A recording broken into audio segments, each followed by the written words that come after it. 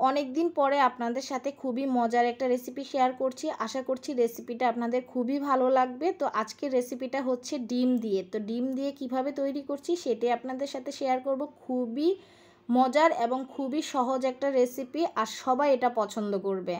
তো এই যে আসসালামু আলাইকুম, সবাই কেমন আছেন? তো এই যে এইখানে আমি দিয়ে দিচ্ছি পেঁয়াজ কুচি হাফ কাপের মতো, আর গাজর কুচি দিয়েছি এখানে 1 কাপের মতো, আর সাথে 4-5টা কাঁচামরিচ দিয়েছি, ঝালটা যার যার ইচ্ছে মতো।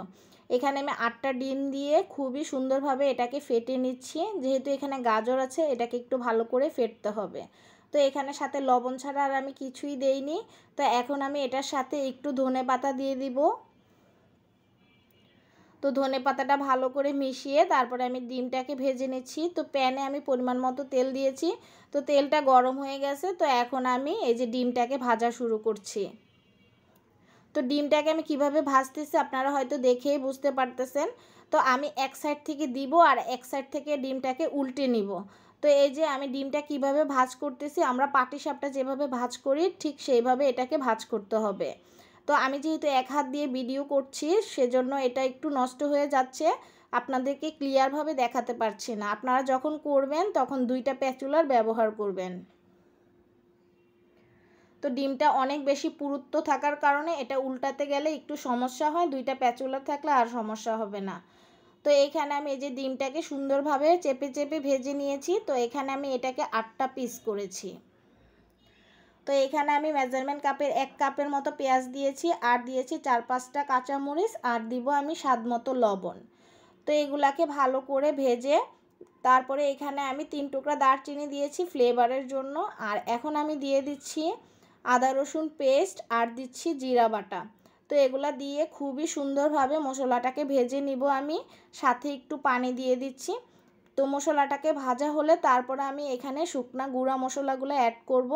তো এখানে আমি দিচ্ছি মরিচের গুঁড়া, ধনিয়ার গুঁড়া, আর দিয়েছি আমি হলুদের গুঁড়া। দিয়ে মশলাটাকে খুবই সুন্দরভাবে কষিয়ে নিতে হবে। তো এখানে আমি বড় সাইজের একটা টমেটো দিয়েছি, আপনারা চাইলে সসও ইউজ করতে পারেন। তো টমেটোটা দিয়ে এটাকে ভালো করে কষিয়ে নিচ্ছি। তো এখন আমি ঢাকনা দিয়ে 5 মিনিটের মতো এটাকে রান্না করব। তো এই যে মশলাটা সুন্দরভাবে কষানো হয়ে গেছে। তো এখন আমি দিয়ে দিচ্ছি পানি। তো পরিমাণ মতো পানি দিয়ে দিচ্ছি। তো এখন আমি ডিমগুলা দিয়ে দিব। পানিটা বলক আসতে হবে না, ডিমগুলা এভাবে দিয়ে দিলেই হবে। তো ডিমের পিসগুলো হয়তোবা আপনারা দেখেই বুঝতে পারতেছেন কতটা সুন্দর হয়েছে। তো এখন আমি এটাকে আরও 10 মিনিট ঢাকনা দিয়ে রান্না করব, তারপর ঢাকনাটাকে উঠিয়ে ফেলব। তো এই যে দেখুন ডিমটা কতটা সুন্দর হয়েছে এবং খেতে এত মজা হয়েছিল।